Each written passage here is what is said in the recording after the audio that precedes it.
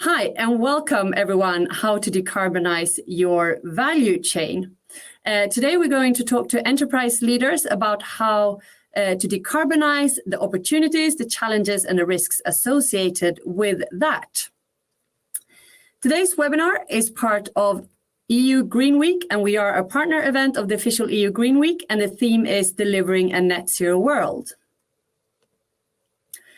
Couple of housekeeping rules for us. The webinar will take around 1 hour. It will be recorded and available on demand afterwards. Please use the Q&A function that you can see in front of you for questions for our panel later on. After the webinar, we're going to post a survey. Please take 30 seconds to answer the questions so we can make sure that we're delivering sharp and relevant content for you.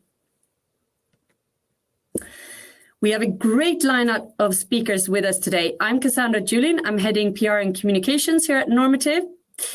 We have Chris Minter, Sustainability Sourcing Lead at Zurich Insurance Group. We have Matti Kara, Senior Climate Specialist at Nordea. And from Normative, we have our CEO and co-founder Christian Rönn, our COO Maggie Buggy, and Dr. Alexander Schmidt, Head of Science and Climate Research. Before diving into the topic, for those that are new to us, let me tell you a little bit more about Normative.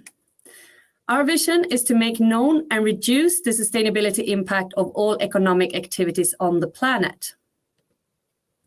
So what does this mean? We come from academia, government, and tech. This means that our co-founder and CEO, Christian Rönn, he comes previously from Oxford University.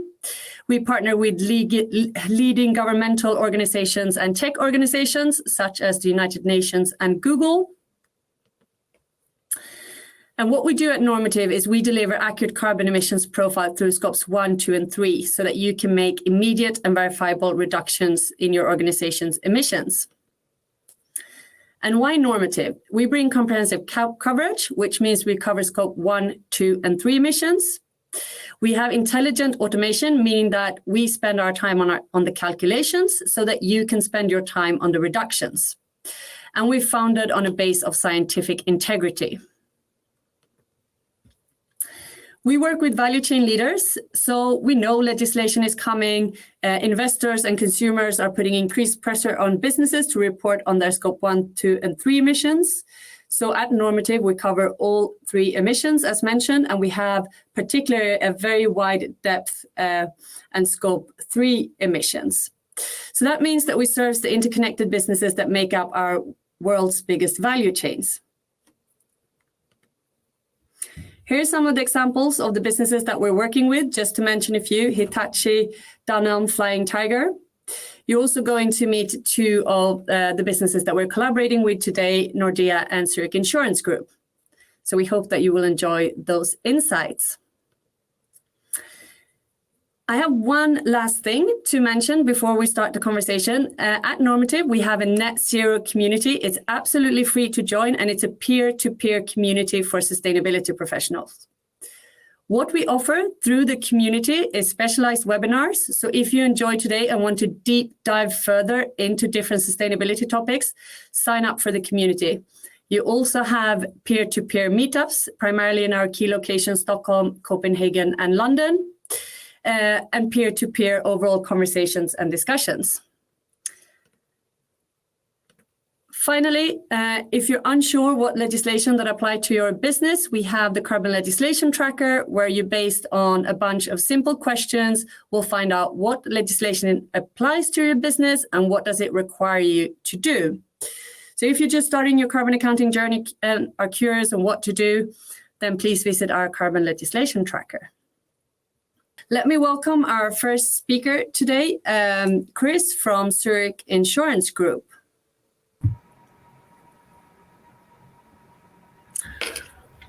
Hi there, everybody. I'm Chris Minter from Zurich Insurance Group, and I'm leading on our sustainable sourcing program. Okay. So at Zurich, we have an ambition to be one of the world's most responsible and impactful companies. But the only way that we could achieve this is if sustainability is embedded across our business, and that includes with our suppliers via our sustainable sourcing program, which I have the pleasure to lead. For an insurance company, climate change is a material issue for our entire sector and for our company and as part of that sector. And so planet sustainability is therefore a real key focus area of our overall sustainability strategy, but also with our engagement with suppliers. And at Zurich, we're targeting net zero operations by 2030, which means we have to implement deep cuts to our operational emissions, fund the removal of carbon dioxide from the atmosphere to achieve net zero. And then to complement our own approach to net zero, we're expecting that our suppliers also play their part. And the reason for this is that, like most companies, especially those in the financial services sector, supply chain rated emissions are generally far greater than own operational emissions. In fact, according to CDP research, supply chain emissions are actually on average more than 11 times higher than own operational emissions. And this is exactly true, as you'll see on the chart here for us in our organization. And for that reason, we've set engagement targets. And our engagement targets are measured on the basis of how much of our spend that we can allocate to suppliers that have made their own science-based emission reduction targets and also have their own net zero ambitions. The good news for us is that it's actually that many of our suppliers are already engaged in climate action and meeting the expectations that we've set for them. However, there are some that have not, and for those we aim to use our influence that comes from the $2 billion or so that we spend every year. And we do that by embedding sustainability into the sourcing and evaluation criteria, but we're also going beyond that and providing a package of support, particularly for small and medium-sized companies, to provide them with support to transition to more sustainable business practices. Our support in this context is including access to online training videos, free access to Normative's business carbon calculator, and our own emissions reduction guide, which basically provides a blueprint for suppliers that they can use to decarbonize their business. We launched this initiative globally in April this year, and we've already had suppliers sign up and calculate their emissions for the first time. So we're very pleased with the level of engagement that we've had so far, and that we've seen suppliers really engaging with the tools and resources that we're providing with us. Really, I wanted to speak today to share this story with you, as many companies can follow the lead that we're showing here and replicating this approach. And really, in the absence of very strong government policies in all markets globally, it's really down to businesses like us and like you to drive the net zero transition. Thank you, Chris. There will be time to ask questions to Chris in the panel. Please use the Q&A function to do that. Very insightful. I have a bunch of questions myself, but I'll save them for later.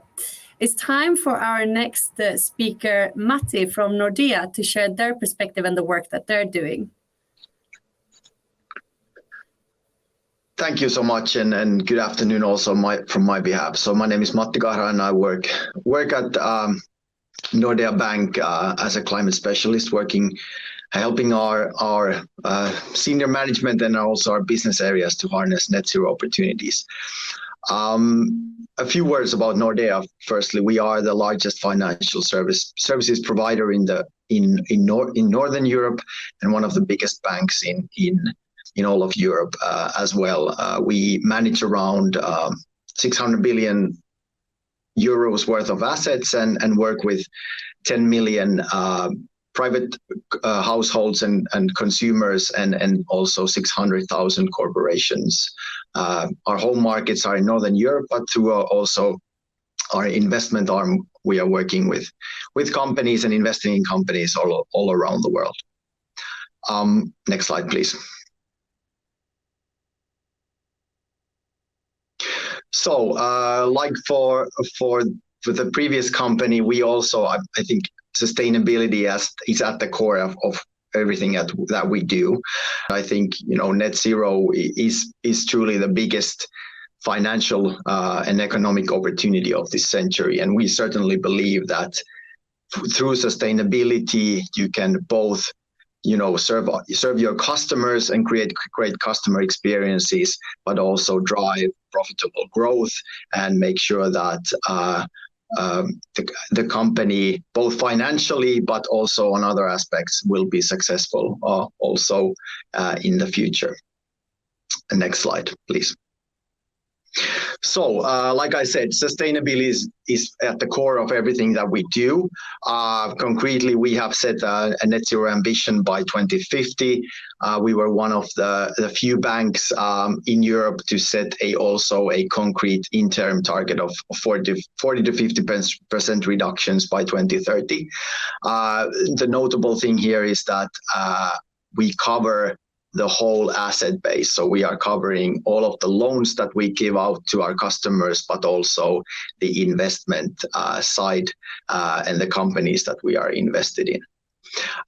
For a financial institution, of course, the biggest carbon impact comes from the money that goes through us. But we also have an operational target of reducing emissions by 50%.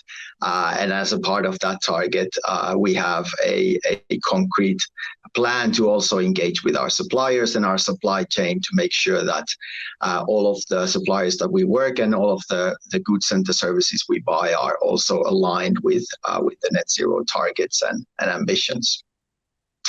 For us as a bank, of course, climate change is mostly about two things. So one is on the risk side of managing risks and reducing risks, and that goes both for transition and physical risks.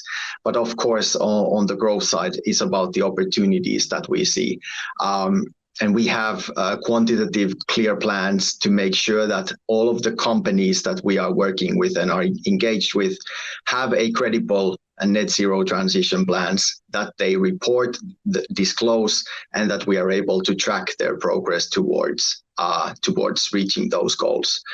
One of the key aspects, and which I spend a lot of my work in doing, is to make sure that the underlying data what we have from these companies is actually good enough for us to set and track those targets. And of course, as was mentioned previously, it is about all of the scopes, depending, of course, on the sector. So covering all scopes from one to 3 and making sure that we have a good understanding of where the emissions are, how they are being dealt with, and how they will be developing going forward as well. And also, like I said, on the loan side, we have a target of covering 90% of our large corporate customers with transition plans, collecting that data, covering all scopes. And then on the investment side, making sure that 80% of the companies that we are investing in are subject to active engagement, and that they also have credible and tangible net zero plans in place. Next slide, please. Yes, and so as my final word, like I said, I think we strongly believe that climate action, financial success, social responsibility, and governance and culture issues go hand in hand. So much of this work is dependent on good data, making sure that we have quantified understanding of where companies are at the moment, where they are supposed to be when they are going towards their net zero targets. And we are daily working with companies to make sure that we have a good understanding, a mutual understanding of what that journey means, and that we have the tools and the data in place to make sure that we are going into the right direction. And we've been very happy to work with Normative also to make sure that we enable for example, our small and medium enterprise customers to have those tools available so that they can actually report and track their progress, and then also give that information for us, since we of course want to also enable and incentivize the greenest, the best customers with competitive financing products and services as well. Thank you so much. Thank you for sharing your insights with us. So there'll be a chance to ask questions. I see they're popping into the Q&A, and it's time for the panel. So my colleague Alexander Schmidt will lead this panel. He's Head of Science and Climate Research.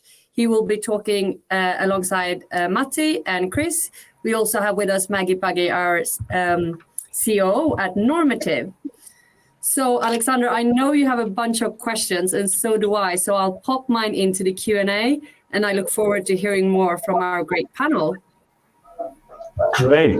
Thanks so much for setting the scene so nicely. As you already said, I'm Alex. I'm heading Normative Science and Climate Research Department, but it's not at all about me today. I'm so excited to have three amazing climate leaders and business leaders here with us. So I definitely want to use the chance to engage with all of you in an in-depth conversation. I know it can always be a bit awkward online to have these conversations with people talking over each other with some delay in between, but let's just embrace this as one of the facts of online meetings and just try to make this as much a conversation as possible. As I mentioned already, the Q&A, do feel free to pop in your questions there. I'll try to keep an eye on them. Being someone who cannot well multitask, it's always dangerous for me to flip to Q&As while talking to others, but I'll do my best, and I know we have some invisible hands in the background that would for sure help out here as well. So to kick things off, Chris, you gave the kind of opening talk. I would love to understand it better. Have you encountered any bigger misconceptions in the industry when it comes to working with your value chains? Yeah, so I think that probably the biggest misconception I encountered early on was that because we're an insurance or a financial services company, we're largely services based, and in fact our supply chain is largely service based too, that supply chain emissions in that context would be largely immaterial. But actually in comparison to other industries and in comparison to our own operational footprint, actually the supply chain emissions, as I showed on the slide in proportion, are actually pretty substantial. And it's for that reason that we will have a vested role to play in our industry in driving those emissions down. Excellent. Yeah, I think there's also, this does kind of echo the sentiment that I often hear when I talk to others, both on the research and on the business side, that invisible or intangible emissions, of course, is always a challenge, which is, of course, especially traumatic for you and your business as a financial institution there. But how would you describe, maybe also for others who are not from the sector, how would you describe the role of finance or financial institutions in the whole transition towards net zero? Well, our role is, of course, to support the real economy transition, since we are not ourselves producing any goods and services, but rather we are enabling companies, we are enabling households to invest in physical infrastructure, in creating and producing goods and services. I think our role is twofold. I think as a financial institution, we have to make sure that we manage risk and that we help our customers understand the risks which are related to the transition, for example. So being as clear as we can about what needs to take place by 2025, by 2030, and so on. And then it's also about making sure that we are a part of financing these opportunities. So offering competitive financing products and services, making sure that we are as much as we can reducing the bottlenecks if an individual household wants to install a heat pump or wants to buy an electric car, if a company wants to make a green investment, and so on. So it's really about helping our customers and our companies, the companies that we are working with, to understand the transition and to use our financial firepower, if you will, to facilitate those real economy investments that need to take place for us to reach net zero. Great. So I hear a lot of education also there, right? A lot about educating your customers, your businesses there around risk. And maybe just one quick follow-up to this. I think you touched upon this during your presentation, but maybe you can just re-emphasize this. What are the challenges for you to actually assess, just put it very bluntly, where to put the money, so to speak? I mean, how do you assess this, and maybe what kind of data would you need to actually say, here's where the money should go? Yes, I mean, everything that we work with, we need to be able to quantify. So if we talk about risk, if we talk about pricing, for example, loans, we need to be able to quantify those risks and to make them comparable. We have done a massive exercise and like I said, we have over 600,000 companies that we, as our loan customers, for example, to gathering as much as real life production emissions data that these customers have, and to make sure that that is robust enough for us to set targets and to track that progress. I would also say that our customers educate us all the time and give us insights on what their specific transition and the sector that they are operating in looks like. But the data gathering, the data management challenges is of course huge, and also the fact that we need to be able to fit these existing the data that companies now produce to be able to make forecasts into the future and fit them with the climate net zero pathways that we have available from the scientific community. So it's about combining historical present day information with an estimate and a forecast what needs to happen when we go into the future.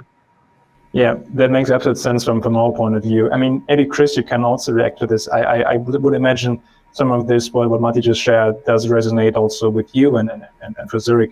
What are your experiences working with your value chain, or what kind of responses do you get when you work with or across your value chain on the topic of carbon? I mean, from a supply chain perspective, it's largely been very positive, actually. We've had very positive responses and open and collaborative relationships with our suppliers. But I think the reason for that, to some extent, is because sustainability has been a long-term focus of Zurich. And it's not just that we've started now. We've been at this for quite a few years now. And especially when we spend the most of our money and dedicate the most of our resources, those suppliers we're working with tend to share our values and ambitions. So we find that they're already on a decarbonization pathway. They have science-based targets. They have a transition plan for net zero. But we have to take a different engagement with smaller companies who generally we found want to do the right thing, but they don't have, for example, the dedicated resources or the knowledge of exactly where to start. So that's why we've launched this whole initiative I mentioned before, with the training, with access to normatives tools to really empower suppliers and to support them to start their transition. I mentioned we launched this initiative only in April. We've already seen suppliers engaging with it. Small, medium-sized companies, exactly what we're anticipating. So generally speaking, largely positive, and we look forward to the rest of the year. That sounds very encouraging. Matti, what are you? I mean, you shared partly around challenges that you have right now, but maybe also you had already some feedback, some responses, or some reactions from your value chain when you either ask them to provide some data or when you actively work with them on actually reaching the targets or setting targets. Yeah, I think, like I have the same view as Chris here. I think the response overall and the understanding of working towards net zero goals is shared very widely, and many companies, most of the companies in many sectors are really enthusiastic about the growth opportunities and the opportunities that come from the transition. I would say that the sort of the challenges or the worries are really practical. So, in terms of data gathering, what kind of data, in which format you have to produce that.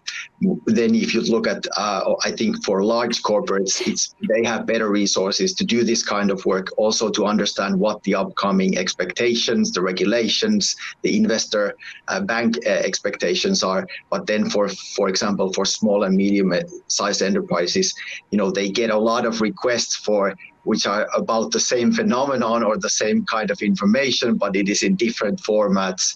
It might be, that someone asks a slightly different question, and then if you try to add these together, then you don't actually get the picture that you were wanting for. So it's more about understanding and making sure that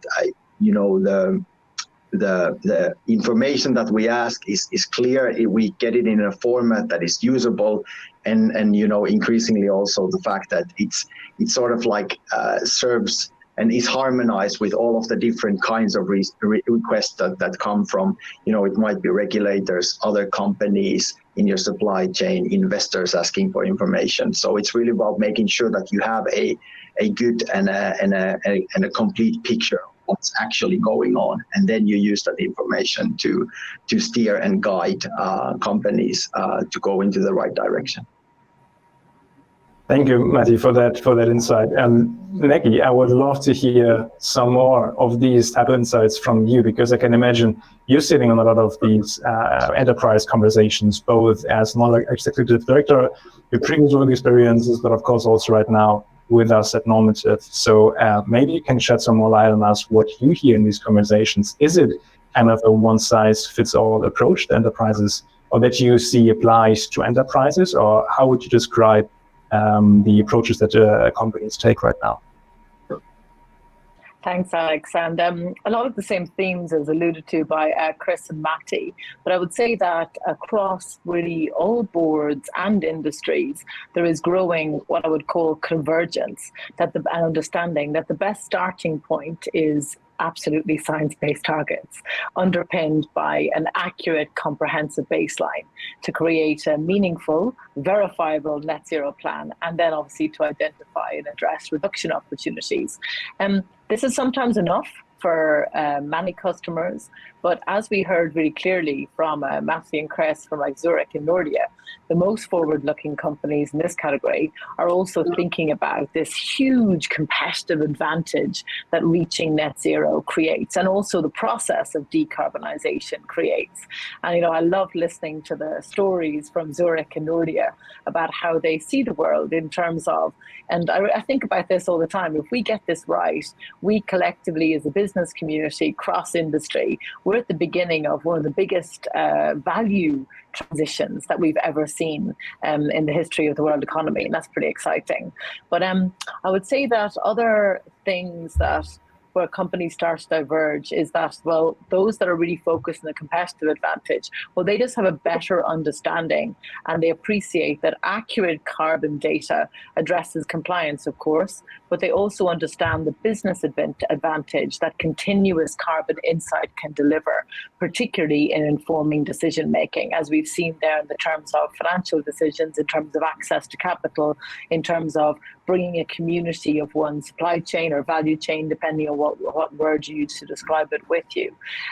They're also applying carbon data into other business processes to engage customers, but also to engage and retain employees as well as suppliers, and also financial institutions and governments as well, who understandably are very interested in industry's net zero plans and how much progress are being made against them.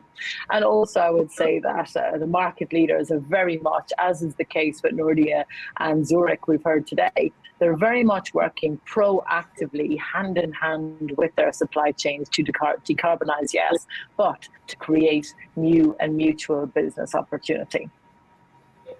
Interesting. So would you say it's fair to say then we have kind of a common starting place? You mentioned setting science-based targets, doing the journey for the accounting, and then hopefully following up with your value chain on those initiatives. And then it's kind of diverging into, well, there are all these specificities around industries and around demands from different types of companies, etc.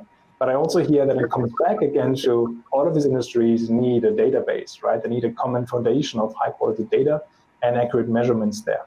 Is that kind of a picture that you would also draw? Oh, of course, because number one, from a compliance perspective, the data baseline has to be accurate.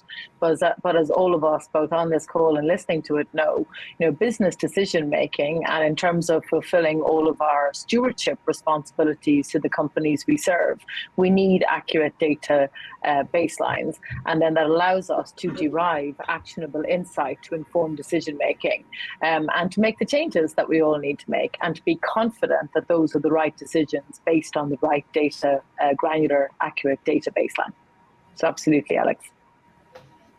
Thank you, Maggie, for clarifying that. Chris, how does this, what Maggie shares from other companies, other enterprises, resonate with you also in terms of learnings there that you discovered while you're working with your value chain, or what would be key learnings that you took away from your first the first engagements? So I'd probably say that with the annual spend of $2 billion a year that we have, and like many other large companies have, we all have the ability to influence as a customer, and especially if we're embedding sustainability, particularly net zero transition and supplier environmental performance. If we're embedding that in when we're selecting suppliers and the partners and companies that we work with, or evaluating existing relationships, that we can drive the right behaviours because we're drawing management attention from our key partners onto these topics. But it's also right that we prioritise engagement and use our influence for suppliers that aren't yet adopting sustainable business practices. Because if we just replace suppliers with replace a low-performing supplier with a high-performing supplier, then okay, we're going to have a greener supplier portfolio, but we're going to have no impact on the real economy. And that's the whole reason why we've invested in the training materials, started our partnership and relationship with Normative to empower suppliers to really deliver that change for themselves. So I'd say those were the two key learnings, that we can have an impact through our spend and influence suppliers, but also that we should put effort into that engagement and influence, and not just replacing green own portfolios. Yeah, I think that's a crucial point for everyone to realize, again, who's not in your industry. I think others who are mostly producing physical goods and services, they can forget about this kind of impact that you have through decision making pretty much on other industries. So multiplier effect again, if we hear that. Yeah. Matti, again, turning to you, and also using some of the questions in the Q&A, because I did manage to just speak into it with one eye at least, without hopefully losing too much of the thread that's ongoing with us here. Because there are also some questions relating to different partners, or I would call them stakeholders, that all have an interest in the whole net zero transition there.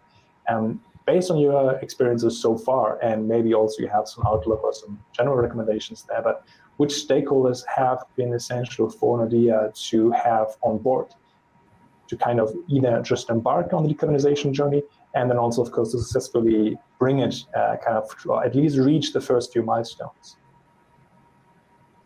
Well, I've been mostly working now with the implementation phase. So I think, first of all, creating a strategy around sustainability or net zero, and then, figuring out what the meaningful, correct targets are. But I would say, especially during the implementation phase, of course, it's convincing your shareholders, your investors in first of all, about the fact that, net zero is really the best way to go, both financially, but from also other perspectives. So by taking this road and going towards net zero, we are really, being successful both in the short term, the medium term, and the long term as well.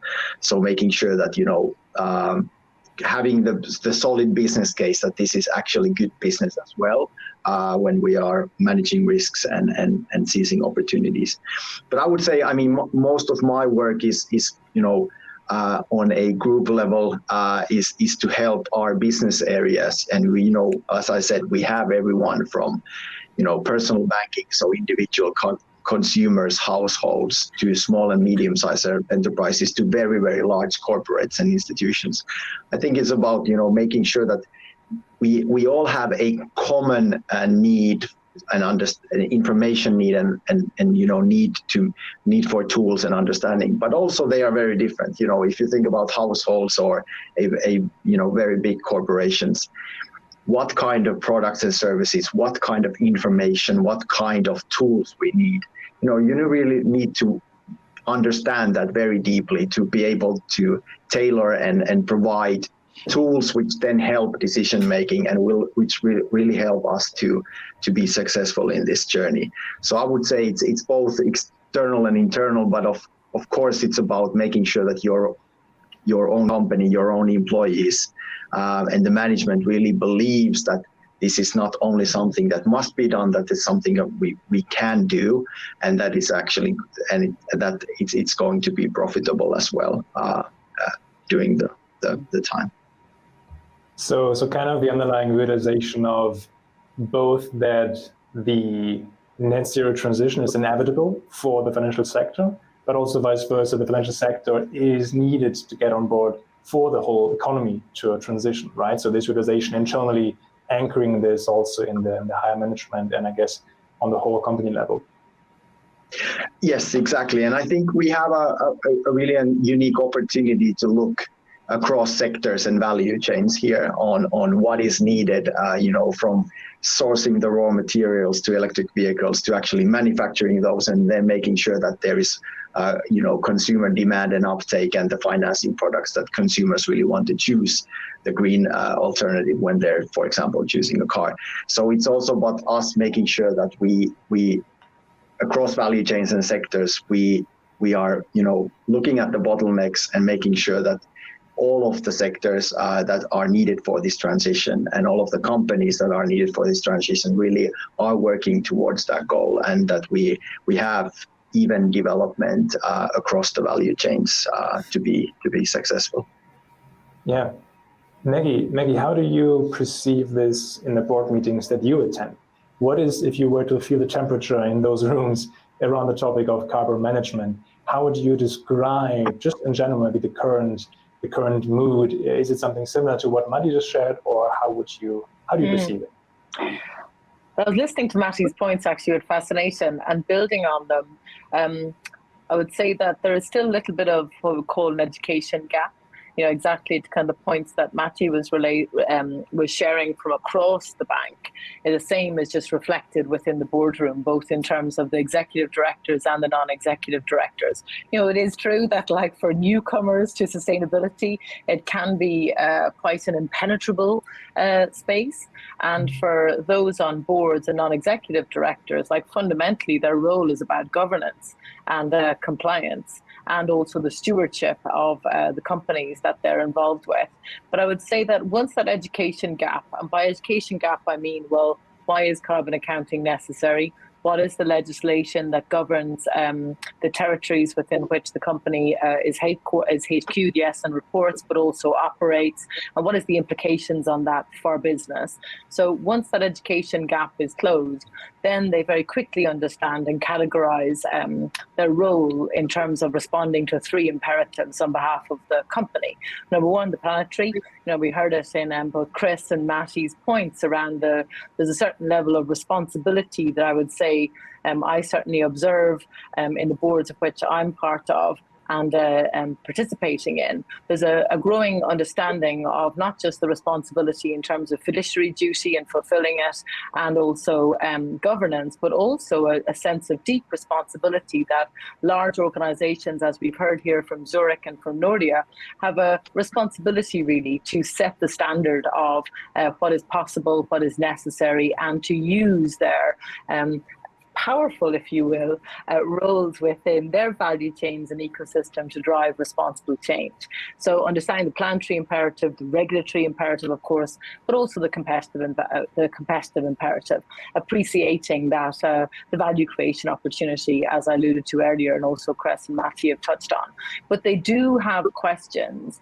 And I think this is something that we as an industry and a group and individuals and companies who do understand carbon accounting have responsibility to build broader education around, is that their questions are very much about how they as non-executive and executive directors effectively govern for carbon reporting in the context of, say, the audit committee and the annual report in particular. In that sense, the numbers that the board signs off need to be accurate, they need to be embedded in scientific integrity, they need to cover full scope emissions, avoid any risk of greenwashing, and also they need to protect the company, because what we're touching here with carbon accounting is the core P&L. It is the core lens through which businesses are managed, are governed, for big decisions around capital, around shareholders, around and where trust really hits the road for the company. So questions are around that, and then they're also seeking guidance on, once compliance has been established and understood, well, how do they leverage that carbon data to drive decision making? So that's kind of how I'd summarize it, Alex. Maggie, would you mind zooming in a bit on the kind of the carrots that you can also bang in front of them, and meaning the business value that comes out of not just beyond kind of regulatory compliance, but you also mentioned other business value created, or the value in the data that they get out of the exercises. How would you describe business opportunities if you were to summarize them? Well, I would summarize it as, well, I wouldn't say that it's a fully understood opportunity. I would say there is a growing understanding of the business opportunity that enterprise decarbonization together or hand in hand with your value chain, supply chain represents. And very much a growing appreciation of the kind of planetary and business impact that can be created through what I call the network effect of decarbonization at scale.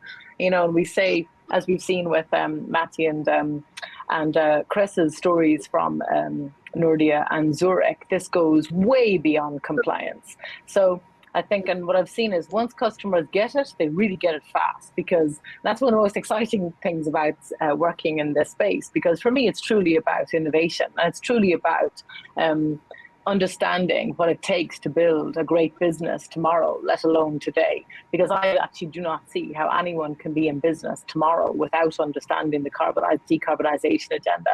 If I think of a great example from one of our other customers, Naracan, and they're a manufacturer of industrial machinery, for anyone who's not aware of them, they obviously came to us wanting to calculate their carbon emissions, and were able to use our software to calculate their full greenhouse gas emissions. Tick, of course, as they should expect to. But the interesting point, and that goes right to the heart of the answer to your question, Alex, and to the competitive imperative that we've all been touching on today, of why it's so important from a competitive perspective to have a net zero plan. Because the commercial director of one of Noracan's customers told Noracan that if they aren't able to quantify their carbon emissions and discuss them in detail and how it applies in the context of their customers, their supply chain businesses, they would not be invited to tender for future work. And I love that story, because I see that mirrored across our entire customer base and across the entire industry, and agnostic to individual sectors, be it from financial services, manufacturing, consumer staples, retail, technology, professional services, etc. That here, this accurate carbon accounting and carbon management is becoming part of the entry criteria to win contracts, to compete, to earn revenue, and to return shareholder value. And that is very much the purpose of business, to return shareholder value. So what we're doing here, beyond compliance and creating a better world, is that we are actually laying the foundations of a sustainable economy, one that is circular and one that has net zero at its core. So those are the points I'd share. That is quite inspiring, I would say. Painting this as a broader picture of not just compliant, like how can I avoid the risk, but actually how is this opportunity? I mean, Matti, you mentioned it yourself. It is more than just a regulatory imperative, as Maggie labeled it. It is really something that can create so much value for you. Yes, and in this sense, we're collectively, and I think that is like one of the interesting things. I look forward to having this conversation again in 10 years' time to see what will have changed. But really, I think we're kind of changing the table stakes for the entry criteria of how all of us, individually and collectively, earn the right to be allowed to participate in the global economy. That's really something. I'm really talking to my personal purpose right there. I'm getting carried away. No, I mean, that's exactly what I meant by let's have a dialogue around this. And I mean, that's hopefully the reason why many of us are here at the table talking about this, and why we, on normative side, want to bring together these climate leaders, such as Zurich Group and of course Nordea, to talk about these topics. Maybe because we have to somehow bring this round one at least to a close. Maybe there's going to be, as Maggie said, a follow-up, maybe not even 10 years, but over the next year to see how progress has been perceived. But maybe starting with you, Chris, for a bit of a wrap-up, do you have any key recommendations to others? Because, and I apologize in advance, everyone in the chat, I saw your questions and we will make sure to come back to these afterwards. But maybe, Chris, you can already share some recommendations that you have for those who have asked questions around, for example, how do I actually bring those small enterprises on board? How do I actually avoid the traps that we have around, allegations around greenwashing, etc.? Do you have any key recommendations for peers or other businesses that you can relate to?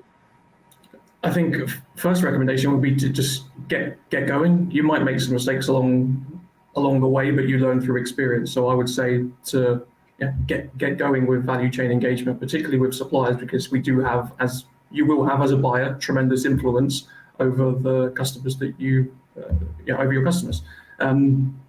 It's what we all should be doing.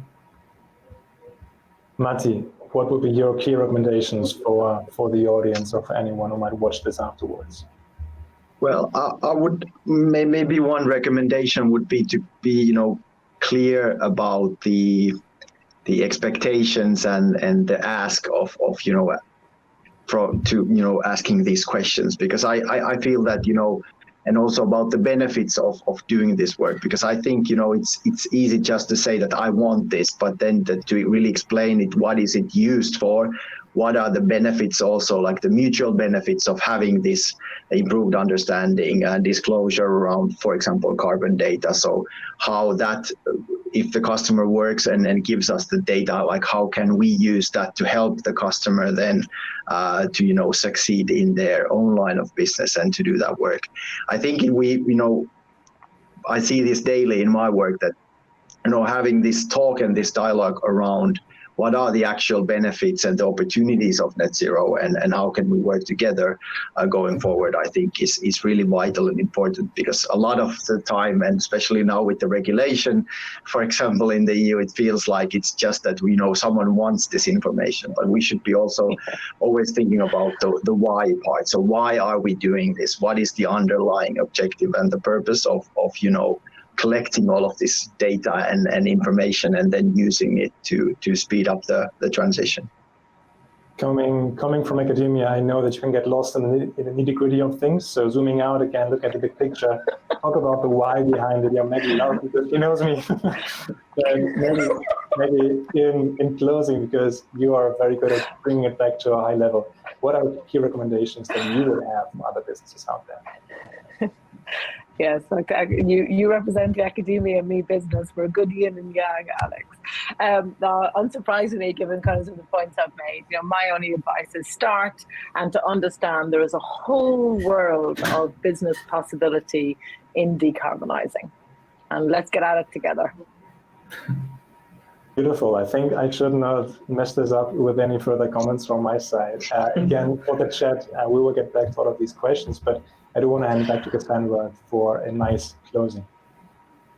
Thank you so much. And thank you, Matti, Chris, Alex, and Maggie, for sharing your thoughts with us during this panel and presentation, and Christian for taking time to recording a video for us to be able to share with you today.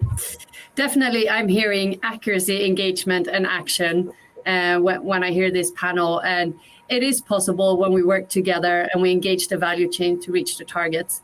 And alluding back again to the imperatives that we talked a lot about today, the competitive imperative will be part of the solution for the planetary imperative. We can't do this alone, and those businesses that stay ahead of the curve, they will come out on the better end of things, as we talked about today.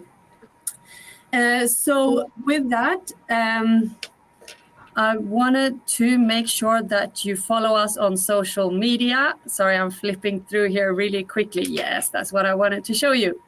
Follow us on social media to make sure you never miss out on anything. This webinar is recorded, as you've heard, so it will be shared with you afterwards.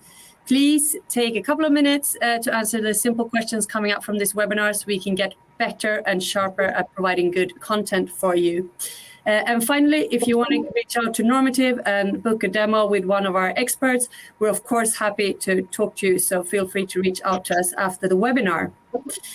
So with that, I wish you all a great rest of the day. Thank you, everyone.